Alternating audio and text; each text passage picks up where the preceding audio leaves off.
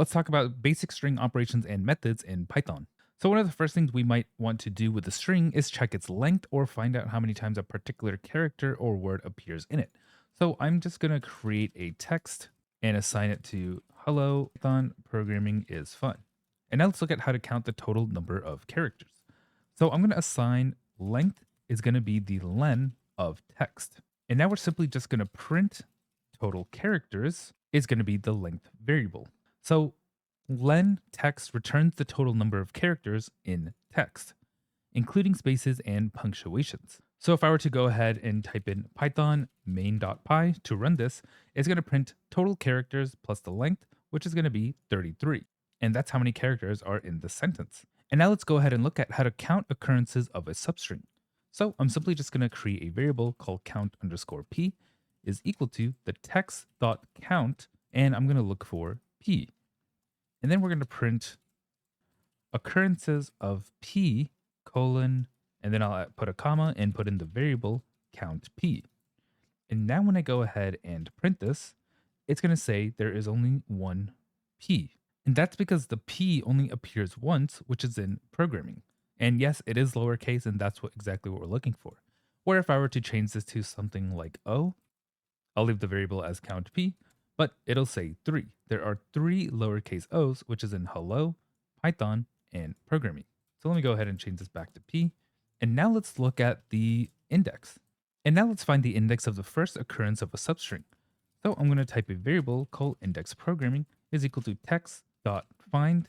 I'll do a text.find programming, which is right here. And now we're going to print the index of programming. And I'll call the variable like so. And now let's go ahead and print this out. And this will print out the index of programming is 14. It finds the index of the first occurrence of the word programming. If it doesn't find the substring, it would return a -1. So let me show you. So let me change this text.find to just some gibberish like so. And if I were to go ahead and run this, it'll return that -1 value as stated. So I'm going to go ahead and erase this and change the text to something like Python is amazing. And now let's go ahead and check if the string starts with Python. So I'm going to create a variable called starts with Python is equal to text.startsWith, and then in parentheses and quotes, I'll look for Python. Let's go ahead and print this out for the starts with Python variable. And if I were to go ahead and run Python main.py, it'll return true. And if we wanted to check if it ends with a certain word, we can go ahead and simply just assign a variable. So I'll do ends with amazing is equal to text.ends with, and I'll go ahead and copy this amazing right in here.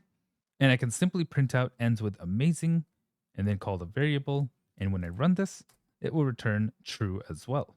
So now let's look at splitting and joining strings. So I'm going to change the text to Python is fun to learn and actually erase everything below it. So first I want to split the string into words. So I'm simply just going to assign the variable words is going to be text.split.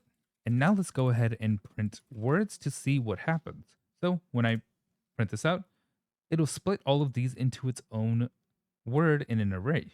So you'll see Python separated from is, separated from fun, separated from to, and separated to learn. And now let's join the list of words into a single string. So I'm going to assign sentence, which is a variable, is equal to an empty quote dot join, and then in parentheses, I'll put in the variable words. And now when I print sentence, you'll see that it states Python is fun to learn, exactly how it is up here. So the split keyword that we see here splits the string at each space by default and returns a list of words. You can also specify a different delimiter like a comma or dash. And then this join keyword takes a list of words and joins them back together into a single string with spaces between them. So for example, here we added this empty space to put between them. But if I were to do something like hey, then it would split it simply by putting a hey in between each word. Like Python hey is hey fun hey to hey learn, which is why we put that empty space here. So now let's go over the following. We're going to convert to uppercase, lowercase, swap case, and title case. I've changed the text to Python programming. And now I'm going to create a variable called upper text is equal to text.upper, like so. And then I can simply print upper text. When I go ahead and print this out, you'll see it says Python programming in caps, I'll create a variable called lower text, which is going to be text.lower, like so. And then I can simply print lower text. And when I go ahead and print that out, now it'll say Python programming in all lower cases. Now let's see what swap case does. I'll create a variable called swap text is equal to text.swapCase, like so. And when I go ahead and print this out, you'll see that now my text or my case is all inverted.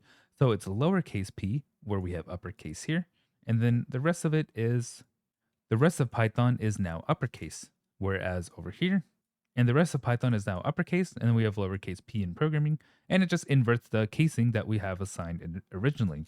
And now finally, let's look at title case. So I'll create a variable called title text and call this text.title, and then I'll simply print out title text. And when I print this out, it's simply just going to print out Python programming like so. This simply just capitalizes the first letter of each word, which is known as title case. So if I were to just go ahead and lowercase these for testing purposes, and then rerun this, you'll see it still says Python programming with the P's capitalized. So now let's look at stripping whitespace and other characters. So I have this text with a bunch of spaces that says hello Python. So now let's go ahead and strip whitespace from both ends. So I'm going to type in a variable called strip text is equal to text.strip. And let's go ahead and print this out. When I print this out, it'll say hello Python originally without the additional spaces that we assigned before and after. And if I want to strip only from the left, I can simply do a left strip text variable is going to be text.lstrip. And when I go ahead and print this variable out, it'll now strip only from the left. And as you guessed it, I can do the exact same for the right by doing rstrip instead of lstrip. And then when I print this out, I have this right stripped quote that I put right here, and then the right stripped will just take it away from the right only.